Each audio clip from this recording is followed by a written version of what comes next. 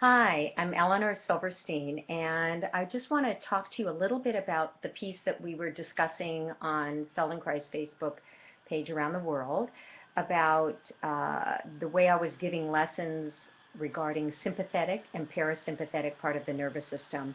This is coming from really Roger Russell's work where he taught it, and now I've been teaching this in different places around the country, but it's really explaining our coming from our reptilian suite into our mammalian suite. And the reptilian suite is basically coming from, if we can be very primitive about it, coming from standing on the toes, which, yes, there were flexor muscles, but mainly they were designed for extensor muscles, which are designed for eat or be eaten.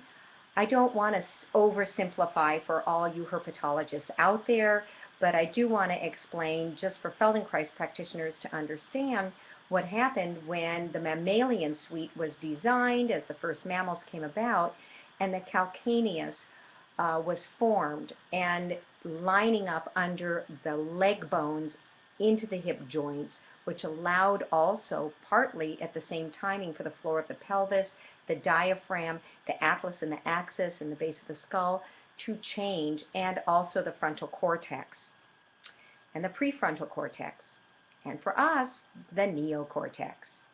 Hence, where the changes in my way of working in my lessons have come, which is what I was doing the other day.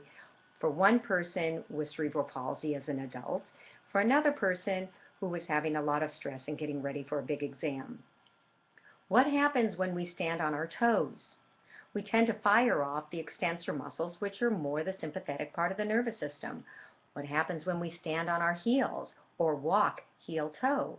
We're firing off more of our flexor muscles, which is parasympathetic part of the nervous system, which allows for breathing to happen more easily, allows our eyes to move, our skulls to move easily, more easily to glide on the atlas and axis.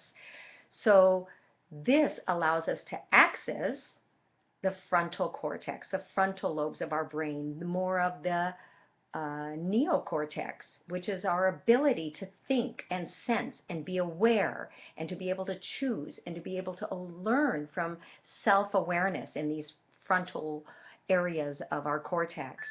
And so with that being said, I created many lessons in how I work with my clients. And I just wanted to share that piece with you. I am teaching workshops around and I can go into more detail, but for this piece, I just wanted to share this with you and see that this is something that you can get. I hope this makes sense. If you want more information, I can go into more, but I wanted to keep this short.